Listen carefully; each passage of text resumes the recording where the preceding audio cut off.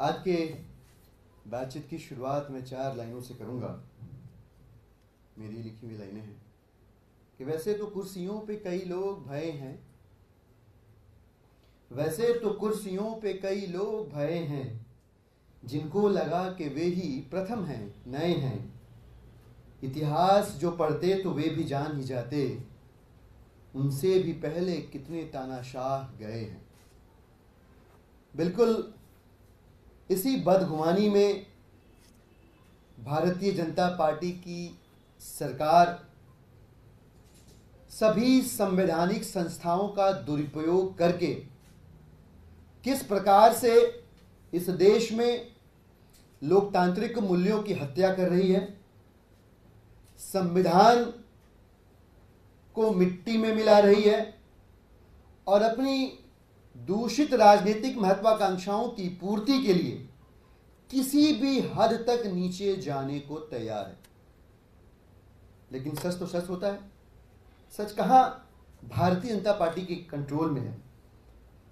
आप सबको मालूम होगा, हम सब लोगों ने बचपन से लेकर आज तक मुंडोपनिषद का एक ध्येय वाक्य हमेशा पढ़ा है और उसमें अपनी आस्था जताई है, जो कुछ इस प्रकार से है कि सत्यमेव जयते नान्यतम सत्ये पंथा विदतो देवयानः येना क्रमन्तस्यो याप्ता कामो यत्र तस्यस्य परमं निधानम। अर्थात मोटा मोटा इस श्लोक का, मुंडोपनिषद के श्लोक का अर्थ यह है कि आखिरकार सच्चाई की जीत होती है, आखिरकार सत्य ही विजयी होता है और असत्य हारता है। यह युगों युगों से चला आ रहा है। लेकिन जब दिनकर जी कहते हैं कि जब नाश मनुष्य पर छाता है पहले विवेक मर जाता है, तो विवेक के एब्सेंस में और अहंकार की प्रेजेंस में भारतीय जनता पार्टी ये सत्यमेव जयते का ध्येय वाक्य भी भूल गई और नतीजा ये हुआ कि आम आदमी पार्टी के कैंपेन सॉन्ग को 27 तारीख को चिट्ठी लिख के दिल्ली के इलेक्शन कमीशन साहब ने बैन कर दिया, ऑब्जेक्शंस लगा दिए दुनिया भर के। जब ये ऑब्जेक्शंस आए, हमने तभी कहा कि ये ऑब्जेक्शंस बेसिर पैर के हैं, ये ऑब्जेक्शंस कुतर्क से तो भरे ही हुए हैं। इन ऑब्जेक्शंस ने दिल्ली के चुनाव आयोग की निष्पक्षता को भी सवालों के घेरे में खड़ा कर दिया और अनजाने में ही सही लेकिन एक सच को उजागर कर दिया कि इस गाने में जो शब्द हैं, मुखड़े में, अंतरे में, चाहे अनचाहे इलेक्शन कमीशन खुद ही उसको अपनी संकुचित विश्लेषण शक्ति के जरिए भारतीय जनता पार्टी से जोड़कर देखने लगा। यह सबसे बड़ा आश्चर्य रहा। क्या कहता है इलेक्शन कमीशन भाई? इलेक्शन कमीशन कहता है कि भाई साहब, आप ये जो कह रहे हैं जेल के जवाब में हम वोट देंगे, ठीक नहीं है। अरे, हम ये कह रहे हैं कि जो जेल भेजने की सियासत है, ये जो sending all the opposition leaders behind the bars वाली पॉलिटिक्स है, we will respond with a ballot power. हम इसको वोट की ताकत से इसका जवाब देंगे। इससे ज्यादा लोकतांत्रिक बात क्या होगी? हमें हंसी आती है जब इलेक्शन कमीशन ये लिख कर भेजता है कि भाई ये जो है ना, एस्पर्शंस कास्ट करता है, ये चुनाव जुडिशरी जो है उनकी रेपुटेशन पे आक्रमण जैसा है। वाह जी वाह, ये न्यायपालिका पे आक्रमण कैसे हुआ? हम अगर भारतीय जनता पार्टी की राजनीति का, गंदी राजनीति का जवाब इलेक्टोरल डेमोक्रेसी में वोट से बड़ी कोई ताकत नहीं, हम उस ताकत से देना चाहते हैं, तो आप जुडिशरी को लेके आ जा रहे हैं बीच में। आगे बढ़े तो सीओ साहब कहते हैं कि तानाशाही पार्टी को हम छोड़ देंगे, ये ठीक नहीं है। क्यों भाई साहब? तो ये वायलेंस इंसाइट कर रहा है जी। हिंदी बहुत कमजोर है, लेकिन साहब की हिंदी इतनी कमजोर है कि चोट को वो सिर्फ और सिर्फ वायलेंस से जोड़ के देख पाते हैं। चोट दिल पे लगती है, चोट दिमाग पे लगती है, अहंकार पे लगती है, कुशासन पे लगती है, गुंडागर्दी पे लगती है। इतने सारे संदर्भ हैं चोट के, आपने यही समझा, इतना ही समझ पाए आप, और तो और आपने इसको रूलिंग पार्टी से जोड़ दिया। तो इसका मतलब जानते तो आप भी हैं कि तानाशाह कौन है। इसका मतलब समझ तो आप भी रहे हैं कि किसकी तानाशाही पे चोट पहुंचने वाली। हमने गलत क्या कहा भाई साहब? हम तो ये कह रहे हैं कि जो पार्टी तानाशाही दिखा रही है उस पार्टी पे हम बैलेट वोटिंग की ताकत से चोट करेंगे। जमहूरियत का तकाजा यही है, लोकतंत्र की प्रक्रिया यही है। इस देश के संविधान ने हमें यही सिखाया कि आप सत्ता के विरुद्ध होना चाहते हैं, उनको बेदखल करना चाहते हैं शक्ति से, पावर से, आपके पास वोट की ताकत है। 5 साल में एक बार वोट दीजिए और उस ताकत से उनको बेदखल करिए, उनके ऊपर चोट करिए आप। दिक्कत यह है कि 5 साल में एक बार वोट करने की ताकत की जो फिलॉसफी है, भारतीय जनता पार्टी उससे इत्तेफाक नहीं रखती, भाजपा उससे इत्तेफाक नहीं रखती। पूरा देश जब चुनाव होगा वोट करेंगे, लेकिन बकौल भारतीय जनता पार्टी भाजपा के आशीर्वाद से सूरत के लोगों को इस बार बाबा साहब के लिखे संविधान की वजह से मिला हुआ अधिकार का प्रयोग करने का मौका नहीं मिलेगा। क्यों? भाजपा का यकीन नहीं है जमहूरियत में, डेमोक्रेसी में, लोकतंत्र में, इसलिए ऑब्जेक्शन है। कहते हैं गुंडागर्दी के खिलाफ वोट देंगे, यह भी ठीक नहीं है भाई साहब। इसके साथ तानाशाही खिलाफ वोट देंगे, गुंडागर्दी खिलाफ वोट, मतलब इलेक्शन कमीशन क्या कहना चाहता है? इलेक्शन कमीशन को सोच लेना चाहिए था जब उन्होंने ये ऑब्जेक्शन लेटर लिखा, तो सोचना चाहिए था कि या तो हम एक्सपोज होंगे या हमको रूलिंग देनी पड़ेगी कि आज के बाद गुंडागर्दी के खिलाफ नहीं, गुंडागर्दी के हक में वोट करना देशवासियों। अरे इलेक्शन कमीशन अपने ब्रांड एम्बेसडर के जरिए कैंपेन चलाता है, कहता है सच्चा चुनिए, अच्छा चुनिए, ईमानदार चुनिए, लेकिन चुनिए जरूर, वोट जरूर। ये सारी बातें इलेक्शन कमीशन कहता है, उनके ब्रांड एम्बेसडर कहते हैं।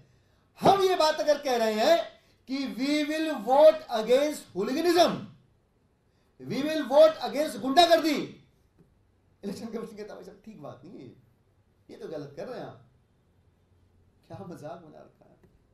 और इस तरह के फ्रेजेस का इस्तेमाल, इस तरह के मेटाफर्स का इस्तेमाल उतना ही पुराना है जितना पुराना ये धरती है, ये अंबर, ये चांद, ये सितारे हैं, ये दुनिया है।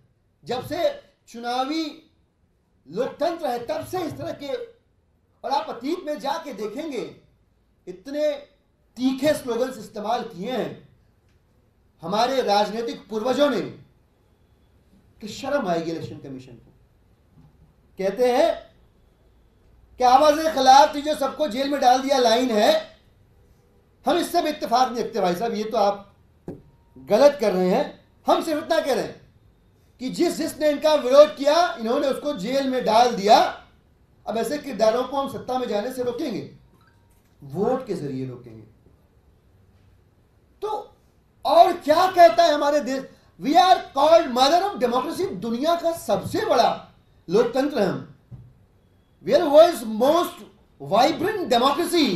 And if you are saying, अगर हम ये कह रहे हैं कि इन सब चीजों के खिलाफ हम अपनी वोट की ताकत का इस्तेमाल करेंगे, और इसके खिलाफ अगर इलेक्शन कमीशन है, भारतीय जनता पार्टी है भाई साहब, तो इस देश में लोगों को डॉट से डॉट कनेक्ट करके ये समझने में देर नहीं लगनी चाहिए कि कौन किसके खिलाफ है और कौन किसके साथ है।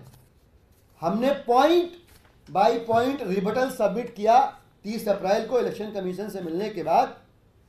और मैं आपको बताऊं, हमने इलेक्शन कमीशन के हर ऑब्जेक्शन को ऑब्जेक्ट किया। हमने इलेक्शन कमीशन के किसी भी ऑब्जेक्शन को एक्सेप्ट नहीं किया। उनके किसी भी रिकमेंडेशन को एक्सेप्ट नहीं किया। हमने अपने कैंपेन सॉन्ग की किसी भी वर्डिंग को चेंज नहीं किया। हमने इलेक्शन कमीशन की तानाशाही के आगे घुटने नहीं टेके। हम भारतीय जनता पार्टी के नापाक मंसूबों के सामने नहीं झुके। नतीजा यह कि सच्चाई की जीत हुई, लोकतंत्र बचा, भारतीय जनता पार्टी हारी, भारतीय जनता पार्टी का अहंकार खत्म हुआ और हमें वैधानिक रूप से जनता की, दिल्ली और देश की जनता की भावनाओं को रिफ्लेक्ट करने वाले कैंपेन सॉन्ग को ऑफिशियली जनता के बीच लेकर जाने का मौका मिला, अवसर मिला। जैसा कि मैंने पहले बताया आपको कि ये सब कुछ भारतीय जनता पार्टी की लोकसभा चुनाव में हार के डर का परिचय है। भारतीय जनता पार्टी को अब समझ में आ गया पिछले चरणों के चुनावों के रुझानों के आधार पर कि उनके पैरों के नीचे से जमीन खिसक रही है। लिहाजा वो इतना नीचे गिरकर संवैधानिक संस्थाओं का दुरुपयोग कर रहे हैं कि उतना नीचे कभी भी इस देश के राजनीतिक इतिहास में कोई भी नहीं गिरा। मैं दिल्ली और देश के लोगों से अपील करना चाहूँगा, 4 लाइनों के जरिए आप तक वो लाइनें पहुँचेंगी। मैं दिल्ली की जनता से भी कहना चाहूँगा, देश की जनता से भी कहना चाहूँगा कि गलत वैक्सीन से जान खतरे में, गलत वैक्सीन से जान खतरे में, गलत वोटिंग से संविधान खतरे में, और बचकर रहना मोदी जी के चक्कर से, नहीं तो इस बार हिंदुस्तान खतरे में। धन्यवाद। इसमें ये बता दीजिए क्या चुनाव आयोग में आपने कहा कि 30 सितंबर को आपने चुनाव आयोग को अपना जवाब दिया जी, पॉइंट चुनाव आयोग ने हमारे गीत को, हम ये समझना चाह रहे हैं कि क्या अब ये गाना आप दोबारा इस्तेमाल कर सकते हैं? आप ऑलरेडी इस्तेमाल करें। 2 तारीख को हमारे पास चुनाव आयोग की तरफ से हमारे गाने कैंपेन सॉन्ग के अप्रूवल की लेटर के आने के बाद हमने वापस से इसको ऑफिशियली इस्तेमाल करना शुरू कर दिया। नो ऑब्जेक्शन कर दिया। That too without any changes from our side. So the song has been approved as it was. ये 2 अप्रैल को आया था जी, 2 मई, सॉरी 2 मई। Thank you. सर, एक सवाल इससे है क्योंकि आप उस कोऑर्डिनेशन कमेटी में हैं जो कांग्रेस के साथ काम कर रही है। क्या कोई साझा रैली आप लोगों ने प्रस्तावित की है? क्योंकि कोऑर्डिनेशन के लिए जिस तरीके की तस्वीर नजर आनी चाहिए वैसी नजर नहीं आ रही। आप अपने अपने इलाकों में दोनों काम कर रहे हैं और दोनों ही मजबूती से जैसे भी काम कर रहे हैं, लेकिन एक दूसरे के इलाके में काम कर रहे हैं, इस तरीके की तस्वीर क्या बनेगी? नहीं, बिल्कुल। देखिए, दोनों इस बात की व्यवहारिक मुश्किलों को समझना पड़ेगा हम लोगों को। दोनों ही राजनीतिक दल अपनी अपनी विचारधाराओं के साथ अतीत में अलग अलग काम कर रहे थे। इनफैक्ट एक दूसरे के खिलाफ काम कर रहे थे अपने स्थानीय मुद्दों के आधार पर। वो खिलाफत जो है वो मुद्दा आधारित खिलाफत थी। जब लोकसभा चुनाव आया, हम सब ने रियलाइज किया कि हमारे गली मोहल्ले खड़ंजे की लड़ाई से बड़ी इस देश के संविधान को बचाने की लड़ाई है, इस देश के लोकतांत्रिक मूल्यों को बचाने की लड़ाई है। लिहाजा हमने, आम आदमी पार्टी के लोगों ने, कांग्रेस के लोगों ने, समाजवादी पार्टी के लोगों ने, लेफ्ट पार्टीज के लोग, सब ने अपने स्थानीय राजनीतिक विचारधाराओं को साइड किया और देश को बचाने की, देश के संविधान को बचाने की विचारधारा से अपने को एकमत करते हुए एक साथ इकट्ठा हो गए। उनके एक साथ इकट्ठा होने के बाद अगले चरण में उनका जो काडर है उनके इकट्ठा होने की बारी थी। अब वो भी इकट्ठा हो गए, कोऑर्डिनेशन कमेटी बनी। हर एक लोकसभा में सभी पार्टियों की ओर से एक एक जो है पॉइंट ऑफ कांटेक्ट अपॉइंट हुए, कोऑर्डिनेटर अपॉइंट हुए। उनके अपॉइंट होने के बाद विधानसभाओं में कार्यकर्ता, दोनों पार्टियों के कार्यकर्ताओं को मिलाकर कार्यकर्ता बैठक शुरू हो गई। पूर्वी दिल्ली में, उत्तर पूर्वी दिल्ली में, हमारी अपनी नॉर्थ ईस्ट के अंदर बुराड़ी में सभाएं हो गई।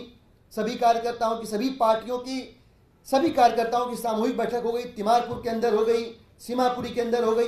तो ये प्रक्रिया चल रही है, बहुत तेजी से चल रही है और बहुत अच्छे परिणाम देखने को मिल रहे हैं। आज नॉर्थ ईस्ट के हमारे जो कैंडिडेट है कन्हैया जी, उनका नॉमिनेशन रोड शो है, उसमें दिल्ली के आम आदमी पार्टी के प्रदेश अध्यक्ष और दिल्ली की सरकार के कैबिनेट मंत्री गोपाल राय जी जा रहे हैं, हमारे स्थानीय विधायक और पार्षद जा रहे हैं, मैं खुद इस प्रेस कॉन्फ्रेंस के बाद जा रहा हूं। तो सभी लोग जिनकी इस बात में प्रगाढ़ आस्था है कि भाजपा के सत्ता में बने रहने से न देश बचेगा, न संविधान बचेगा, न चुनाव बचेगा, न हिंदुस्तान बचेगा, तो हम क्या ही आने वाले वक्त में चुनाव लड़ेंगे, वोट को कंसोलिडेट करके एक दूसरे के खिलाफ या फेवर में डलवाएंगे, क्या ही कर लेंगे। पूरा इलेक्टोरल सिस्टम जब कोलैप्स हो जाएगा तो क्या ही बचेगा। तो इस बात से जो लोग घबराए हैं वो देश और संविधान को बचाने के लिए एक साथ हैं।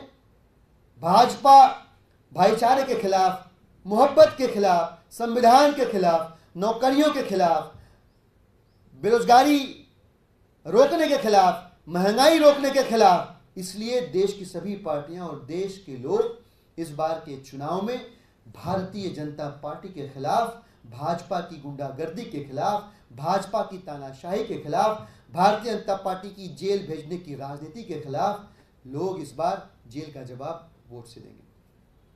लेकिन कोई साझा रैली किसी तरीके बिल्कुल सारी चीजें योजनाबद्ध। आज नॉमिनेशन रोड शो का जिक्र किया मैंने, और जिन नामों का जिक्र किया, आपको नहीं लगता कि ये साझा रैली है? ये जो बड़ा मैसिव रोड शो प्लान हो रहा है, इसमें आम आदमी पार्टी के, कांग्रेस पार्टी के सभी नेता, सभी विधायक, सभी पार्षद, सभी कार्यकर्ता, सब लोग इसमें हिस्सा ले रहे हैं। ये साझी रैली ही तो है। तो सब कुछ वेल प्लान तरीके से चल रहा है। भारतीय जनता पार्टी के खेमे में इस बात से घबराहट, बौखलाहट साफ दिख रही है। उनके बड़े बड़े नेताओं की बयानबाजियों से उनके हार का डर और बड़ा और स्पष्ट हो रहा है। देश अब भारतीय जनता पार्टी से आज़ाद होने के रास्ते पर आगे बढ़ रहा है। Thank you.